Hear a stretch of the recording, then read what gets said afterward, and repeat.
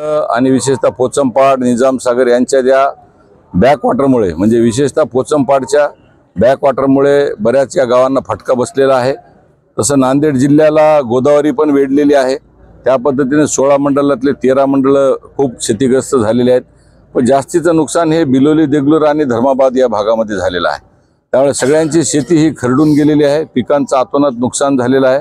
लोकांच्या घरामधलं अन्न सगळं जे काय ते भिजून गेल्यामुळे सरकार अन्नधान्याची त्यांची व्यवस्था करत आहे। अनेक ठिकाणी पडझड झालेली आहे। त्या घरांच्या देखील आपण मावेजा आपण देत आहोत।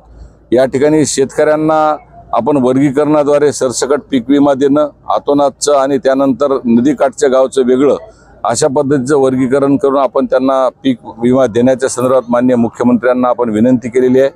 माननीय मुख्यमंत्र्यांनी सगळ्या प्रशासनाकडून ते याद्या पण मागवलेल्या आहेत आणि संपूर्ण जिल्ह्यातल्या शेतकऱ्यांना या 2 ते 3 दिवसांमध्ये विशेष पॅकेजद्वारे आपण ती मदत जाहीर करणार आहोत। माननीय मुख्यमंत्री त्याच्यासाठी संवेदनशील आहेत। त्यांनी नांदेड जिल्ह्यातल्या सगळ्या परिस्थितीची माहिती करून आपल्या कलेक्टरांच्या माध्यमातून महसूल यंत्रणेच्या माध्यमातून सगळी माहिती मागवलेली आहे। आणि माझा जो दौरा कालपासून जो चालू आहे त्या ठिकाणी प्रत्येक भागामधला जो पूरग्रस्त भाग आहे, शेतीचं नुकसान झालेलं आहे, लोकांचे भावना जाणून घेणं, प्रशासनासोबत त्यांचा डायलॉग करून देणं आणि प्रशासनाच्या ज्या याद्या आणि लोकांचं प्रत्यक्ष झालेलं नुकसान या दोन्हीही बरोबर आहेत का नाही हे तपासणं या माझं काम या लोकप्रतिनिधी म्हणून या भागातलं आहे। त्यामुळे या भागातल्या लोकांचं नुकसान होणे, एकही माणूस वंचित राहता कामा नये, एकही शेतकरी हा वंचित राहता कामा नये। सरसकट पीक विमा सगळ्यांना देता येईल का आणि त्याचं वर्गीकरण नीट करता येईल का, अतोनात ठिकाणी काही झालेलं ते पण करता येईल का आणि नदीकाठचं आहे का, याच्यामध्ये कायमस्वरूपी मावेजा मिळण्याच्या संदर्भात माननीय मुख्यमंत्र्यांशी मी चर्चा करणार आहे। कारण या बॅकवॉटरमुळे गेल्या 20 वर्षापासून देगलूर तालुक्यातले 13 गावं आणि बिलोलीमधली 9 गावं ही क्षतिग्रस्त होतात आणि त्यांचं तोंड दाबून बुक्याचा मार आहे त्या शेतकऱ्यांना। त्यांना कधीच याचा मावेजा मिळाला नाही। तो कशा पद्धतीने मिळवून देता येईल तेलंगणा सरकारची माननीय मुख्यमंत्री चर्चा करतील आणि मला आशा आहे की या 22 गावांमधली जवळपास 10,000 एकर जमीन ही दरवर्षी क्षतिग्रस्त होते। त्यामुळे हा पण एक मोठा विषय आहे। मी अनेक गावांमध्ये आज जवळपास आरळी गावात आहे, मी गुजरी, कांगटी, खपराळा, आरळी, आमचा कोळगाव आहे, बेळकोणी आहे, डोर आहे, असं करीत करीत मी अनेक पिंपळगाव आहे, हुणगुंदा आहे, माचनूर आहे, हे करीत करीत मी धर्माबाद या भागामध्ये जाणार आहे। काल आमचा प्रवास रात्रभर झाला, आज रात्रभर प्रवास होणार आहे। पण प्रत्येक गावातल्या शेतकऱ्यासोबत हितगुज करीत आहे। मी प्रशासनाचं नांदेडच्या विशेषतः आभार मानेल की सगळी महसूलची यंत्रणा, पोलीसची यंत्रणा आणि संपूर्ण कृषी अधिकारी आज माझ्यासोबत काल 2 दिवसापासून सतत प्रवास करत आहेत। ते देखील माझ्यासोबत या दृष्टिकोनातून सगळ्या जनतेच्या भावना जाणून घेत आहेत। त्यांचं मनापासून अभिनंदन करतो की या प्रयत्नाला निश्चितच यश मिळेल आणि नांदेडकरांना मुख्यमंत्री निश्चितच मोठ्या पॅकेजची घोषणा करतील अशी मला आशा आहे। नक्कीच काल आपण शेळगाव येथे बोलत असताना जे मांजरा नदी आणि जे पूरग्रस्त भाग आहे 13 गावांचा, त्या 13 गावांना मी दत्तक घेत असल्याचं जाहीर केलं होतं। तर या संदर्भात काय सांगू? जसे 13 गावं तिथलचे दत्तक घेतले तसे इथलचे 9 गावं पण मी आता दत्तक घेणार आहे। कारण मी या गावचा या भागातला लोकप्रतिनिधी आहे। मी या भागामध्ये राजकीय जीवनाची सुरुवात माझी बिलोली देगलूरमध्ये झालेली आहे। त्यामुळे माझं हे मूळ कार्यक्षेत्र असल्यामुळं आणि या भागातला राज्यसभा खासदार म्हणून मला फडणवीस साहेबांनी निवडलेलं असल्यामुळं माझं कर्तव्य आहे या भागातलं प्रतिनिधित्व करणं, या भागातल्या लोकांच्या समस्या जाणून घेणं। त्यामुळे 9 गावचा मावेजा आणि तिथल्या 13 गावचा मावेजा हे दोन्ही मिळवून देणं हे माझं कर्तव्य आहे आणि मी निश्चितच यासाठी माननीय फडणवीस साहेबांना विनंती करेल। आता आरळीमध्ये मी संरक्षण भिंतीची मागणी जी आहे ती मंजूर केलेली आहे।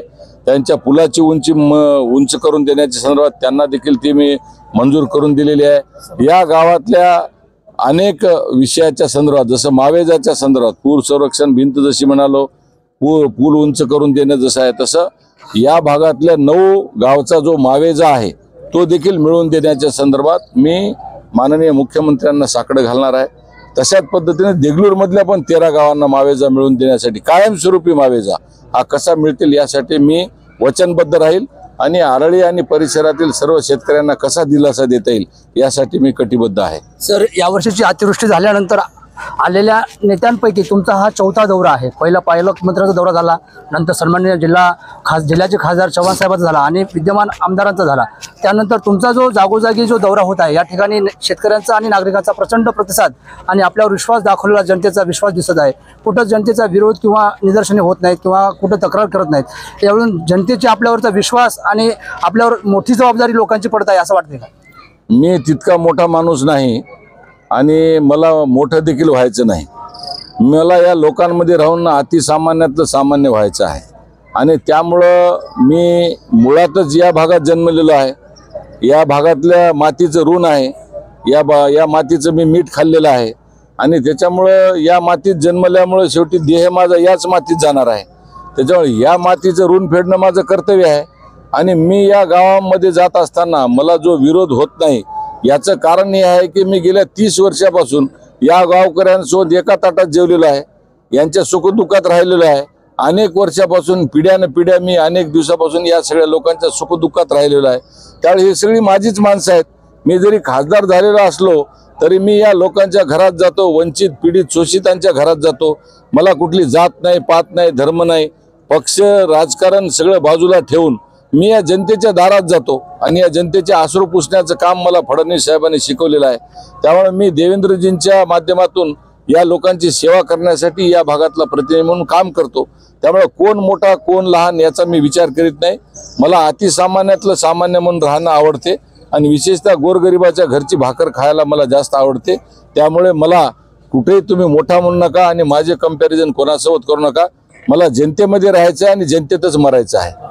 नक्कीच हे होते खासदार गोखले साहेब यांनी कालपासून देगलूर-बिलोली विधानसभा मतदारसंघाचा धर्माबाद तालुक्यात सुद्धा शेतकऱ्यांच्या नुकसानीची पाहणी करत आहेत आणि आज त्यांचा हा दुसरा दिवस चालू आहे. कॅमेरामन वाघमारे सोबत यादव लोकडे, आरळी, बिलोली.